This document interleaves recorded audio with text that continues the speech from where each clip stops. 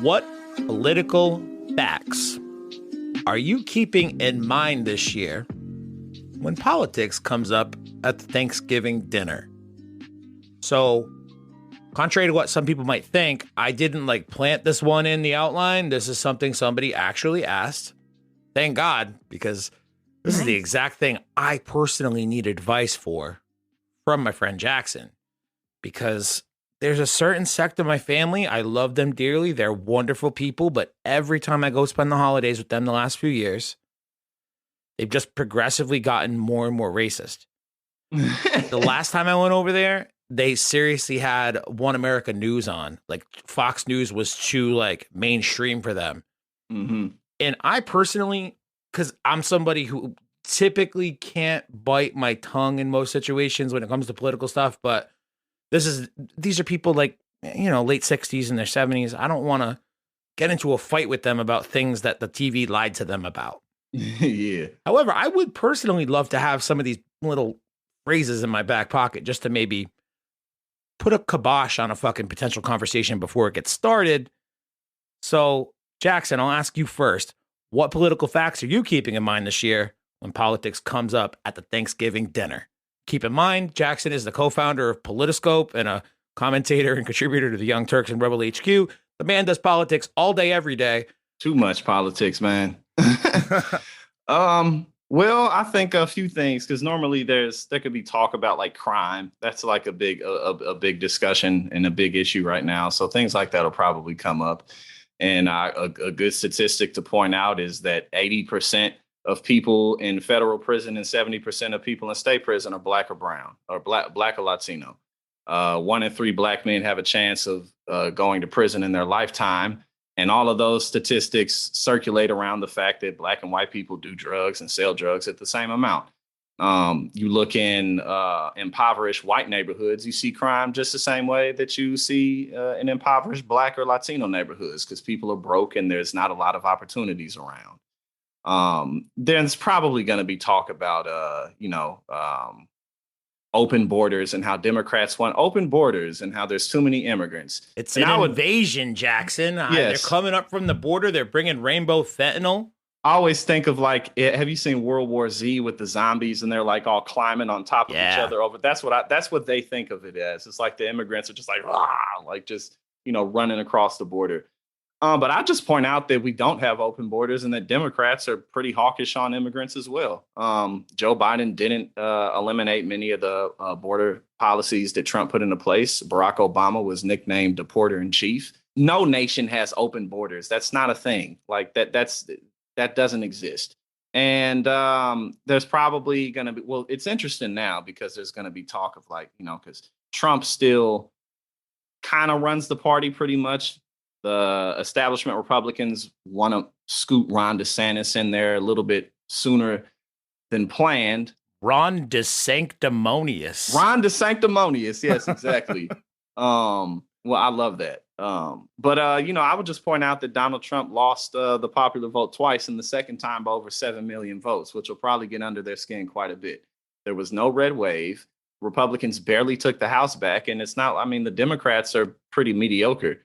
They've made a few gains and marginal steps forward, but the Republican Party is dying right in front of our eyes, which will, which again, those older conservative white people who watch Fox News, they're well aware of that, and that's a lot of why they're so upset and obsessed with drag shows and the transgender community and stuff like that. So obsessed to the point where, inspiring mass shootings, yeah. Awful, man. I watched, obviously the shooting just happened this past weekend and it's terrible. And I don't want to go down the route of being sad and talking about that. But I watched a video of a man who, to me, very evidently was mentally disabled. I worked with mentally disabled people for 4 or 5 years earlier in my life. And I've worked with so many different types of people in that realm.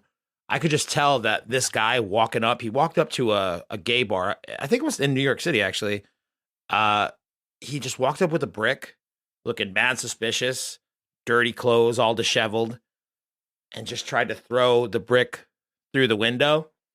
And it's like, I'm not trying to equate everyone who falls prey to like the propaganda from these networks that we're talking about to like mentally disabled people, but like it to have that stuff on blast so loud, so repeatedly, so frequently, it gets into like regular everyday people's psyche and like their talking points and the things that they say or do to people, which is awful and terrible. But then it also has effects on people who don't have the same semblance or like the same it has impacts on people who also don't know any better and think that they're doing a favor or like doing their country a service by throwing a brick through a gay bar window or taking an AR-15 to like a trans night. I'm rambling now and I'm aggravated, but I don't know. Like, I just feel like there's going to be talk about drag queen breakfasts when I go to my Thanksgiving dinner on a Thursday. And I don't even know what to say or do. I would love to go to one. That's what you say. Want me to tell you what I think you should do?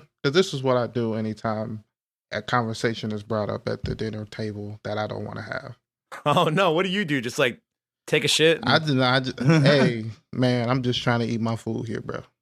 That's all I'm done. I'm just trying to eat my food here. You can do I don't give a fuck what you do at your house and shit. The conversation's still gonna go on around you though. I'm just trying to eat my food. I don't care what people think. I only gotta worry about myself and how I treat people. People treat people how they want to be treated. So if they treat people ugly, that's how they're gonna be treated. I don't really care about all that extra stuff because I know what I believe. Man, I wish I had that. I don't know, but you said racist like stuff. I don't have that, but I don't know. They don't really get that deep in my family Thanksgiving. I mean, so I don't know. If I was at a table, because I'm half white, and I don't really see any of the ones who are like on that type of stuff. I don't really see them or talk to them often. But honestly, like if I was at a table, and this is just me, but if I was at a table and they started like, being all scared about drag shows and stuff, I would probably just start making fun of them, honestly. Like I would just, yeah. How does this conversation start? Like, I mean, because like Kyle pointed out, I mean, this type of stuff is prevalent on all the networks. All they really talk about is, oh no, transgender people exist. That's most of their rhetoric in through here. And so you see that at kitchen dinner tables or shows where conservatives and liberals come and they talk about things. And a lot of conservatives, they really feel like there's this nationwide agenda where teachers are trying to, make little kids gay and make little kids. They really think that. Obviously, it's ridiculous. Teachers have to oftentimes pay for their own supplies and equipment, and they can't afford that. Teachers are just trying to make ends meet. But again, it's like you're so terrified of this as if you secretly love trans porn or something. Like you just can't get it out of your head. Like, because I don't sit around thinking about things like this because, if you're a homosexual or whatever, then that's your business. But it's like, I'm not. So I'm not thinking about sleeping with men. It's not prevalent on my mind. I'm not like, oh shit, I'm going to be a transgender person if I watch too much of this content. Again, so that's how I would make fun of them. It's like, oh, you're going to wake up with a vagina. You're going to wake up with a penis. You're going to wake up and not, forget that you're straight, because that's how they act. I don't understand that, because it's like, these people have always been here. I feel like it just recently just got big. Yeah. And it's just like, what do y'all think? Like, they just appeared? It just happened to me? They've like, just found a different way to make people upset about it because now it's news coverage. It's a breaking story or whatever. I had a thought today, and I don't know. You guys tell me if like I'm totally off base. I think, especially like younger conservatives, I think younger conservatives hate trans people so much. I might cut this. I was swiping through Tinder today, and I came across a trans woman, and I was like, oh shit, this person looks pretty good. Like, let me read it. And then I got through the description, and it's like, by the way, I'm a trans woman. I still have, pre-op, right? I'm like, all right, I'm on into that. So swipe left. But then I like thought about it from somebody else's perspective, like a young, like if I was like a MAGA hat wearing dude, like trying to date and find love out there. What if some conservative guy saw that and was like, oh shit, obviously they didn't read the fucking bio like I did because they don't read. They just swiped right automatically and they matched with the trans woman. And then they found out they matched with the trans woman and they were like, oh, fuck, now I'm gay. I hate trans people. They made me gay. I think that's a lot of the thought process for kids, men around stuff our age. Like that's definitely in a thought process for sure. Like they're worried about things like that. But the bottom line is that It shouldn't matter. Most of this commentary, all of this commentary, fear-mongering the LGBTQ community, the trans community at this point in particular, it's just because the Republican Party has no policy plans. I mean, that's where all of it stems from. That's all it's about. Wedge issues, baby. Yeah, they don't have any plans to address healthcare system, the education system, wages, corporate America, the tax code. They've been singing the same song since Ronald Reagan's been in office. Cut taxes, deregulate everything. Trickle down, baby. That's it. That's all they got. Fairness doctrine, middle fingers to you. Maybe that's what you say. Just point out the fact that they have no concrete policy plans. All they're trying to do is just make you scared to vote for them. Yeah, that's all it is. And they can't point to the fact if they talk about the issues, which is people not having enough money, XYZ, then they're actually going to have to talk about policy plans, what they're going to do about stuff. But they're not interested in that. Way less than the Democrats, which is why the Democrats did relatively decent in this midterms. Typically, it's very normal. And I'm surprised. I'm not surprised just because the Republican Party basically defeated themselves. Yeah, I understand in that perspective. This is why I'm saying from like the Democrats' perspective. I feel like the Democrats didn't give you enough to be like, okay, they were going to win this. So all the Republicans really needed to do was have a decent plan, and they just fucked up on that side of things. Because I just feel like the Democrats have like really slowed the ball down, especially since getting the office. I just feel like a lot of the promises and stuff they have promised are just either falling through or feel like people are just disappear. Like, where the fuck is the vice president? I haven't heard of her and what she's doing in like the longest. It's like, I thought she would be killing right now. She is what a lot of people thought they would see from her. I've kind of concluded that that's just not who she is.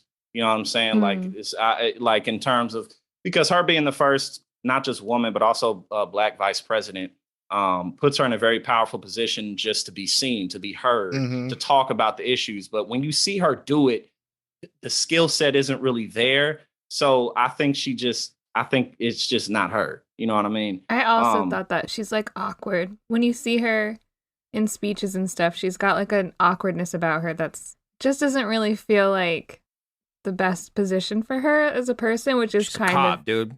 Yeah, sad. Yeah. Former DA, like that's her MO. Yeah, because I expect her to just be like in front of some stuff like, okay, Biden's slipping up. Let me get out here and put my face in front of this. But I guess if you going with she doesn't really have that kind of voice. I can feel because if she had it, she would do it. And this will be her time to be winning points. Like, you know what I mean? You know what I'm saying? Like, she would do it. If she had it, she would do it because, Biden is not very charismatic either. People don't hate Joe Biden the way that they like really dislike Hillary Clinton. Mm. So again, like all that happened in this election was the Democrats did deliver in a few areas. Student debt relief. I mean, that's in litigation right now, but that's not going to be halted completely. Student debt relief. The CHIPS Act brought 350,000 jobs onto shore. The Republicans voted against the CHIPS Act. They're always talking about manufacturing, though. Republicans voted against solving the baby formula issue. They voted against gay marriage. They voted against contraception. They voted against the Inflation Reduction Act. So all of these things tallied up, and then they reversed Roe v. Wade, which is a huge deal. You know what I'm saying? I give you that one. So like all of that, just kind of like when we got two choices, put them side by side.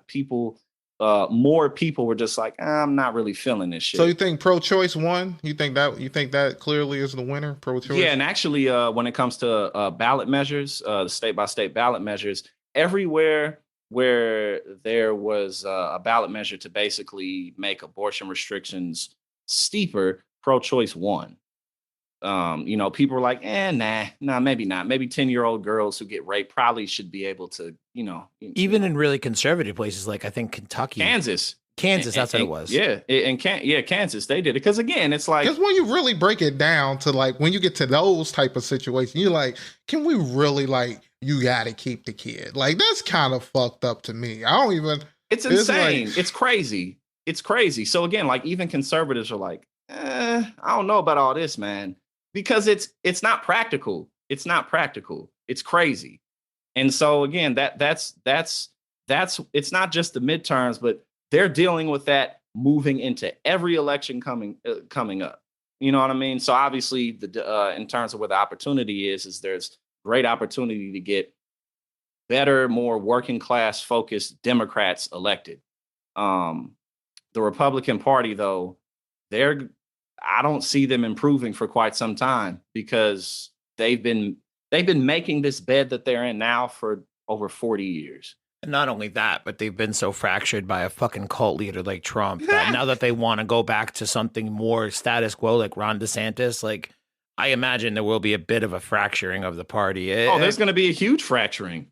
Yeah, hopefully enough to secure, Democratic, elections over the next, 12 to 15. How long can Trump live, dude? With our luck, he's going to be living for like the next 40 fucking years off like Diet Coke and McDonald's cheeseburgers, that prick. I mean, he's in his 70s, so he could be around for 20 or so years more. Ain't Biden like 80 something? I think Biden is 1 year older than Trump. Yeah. So even though he looks way older, he also doesn't apply all that. But I think Bernie Sanders is like 90 and he keeps running. He keeps finding the energy. So. I wish he'd finally win, but he's only like a year or two older than Joe Biden. They're all like the same. They're all too old. Kelly just nailed it, dude. They're all too fucking old, they're all dude. They're all crotchety, liver spotted, full of dementia, horrible old men with no teeth. Like, genuinely, it's gross. I wouldn't even want to sit at a dinner table with any of them. Like, they can't chew their food. It's gross. I'm not into it. Well, I think that I think definitely just in general in the coming elections there's going to be a lot of just millennials and Gen Z. We're of managerial age now. Yes. You know what I'm saying? Because like at least in my opinion, politics is a bit more of an older person's game, just because I think it used to be. Well, let me explain. I don't necessarily mean like people who are like 80 years old or 70 years old, but typically, like younger politicians are filled with more hope and promise. And that's good for pushing change forward. But when you're 30, you don't have a lot of experience. You don't have a lot of resources. Your network isn't that big. Versus if you're not just, like if you're like maybe 50 or 60, you've done more in your career. You have a vast network. You have resources. You have a reputation. So typically, which is why Ron DeSantis, he's 44, that's very young politically. You know what I mean? So I'm just saying, like, our generation is now coming into that age where we've done stuff. You know what I'm saying? A lot of us are 30 plus. We got experience under our belt, and we have some reputations. We have resumes. So I think that a lot of the change that we'd like to see is going to come just because the times are changing and we got a whole new generation coming forward. The times, they are a fucking changing. I got an interesting question for you though, Jackson. Yeah. How much do you think, if like student loan forgiveness, if that somehow just doesn't pass, how much do you think that will affect the Democrat Party? Well, if that were to like totally not pass, then that would set somewhat of a precedent that it couldn't be done further. There's a few things. If that didn't pass, one, all the blame would be put onto Republicans because that's where it belongs. You know what I'm saying? Like, Republican federal judge struck this down. The only people who have been trying to strike this down are Republicans. So politically, now the Democrats, they're not very ruthless. They're not ruthless at all, which in politics you need to be sometimes. Not good with messaging at all. at all. But again, so if they were good with messaging, if they were more ruthless, if student loan debt were to be totally axed, Republicans did it. We had this going for y'all and they took it away, which would be effective because it's the truth. The issue is Joe Biden's next 2 years. You know what I'm saying? Like, the Senate and Congress isn't even in terms of, it's not controlled by Democrats. So like the Democrats, they lost the Senate too. No, they got the Senate, but I'm saying like they don't have control of both chambers. Oh yeah. So they only have the Senate. So the Democrats are going to have to have political wins over these next 2 years. But personally, though, at least from what I can gather, the Republican Party, they're just not in a good position because they're way less popular than the Democrats, and right now the party's divided between Ron DeSantis and Donald Trump, and Donald Trump will bring the party down with him. So that, again, it'll be a lot of the wins coming up for Democrats. A lot of it will be because the Republican Party is just a mess right now, not because the Democrats are so good.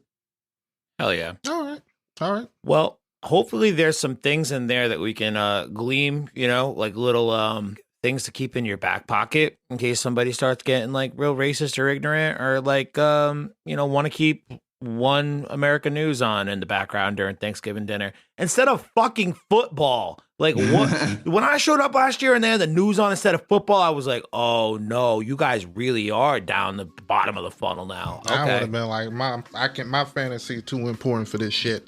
I was like, you know what? Actually, I don't feel that well. I actually, I gotta go. Yeah, let me take a to go. I have COVID. Forgot to tell you. I don't know where this cough came from all of a sudden.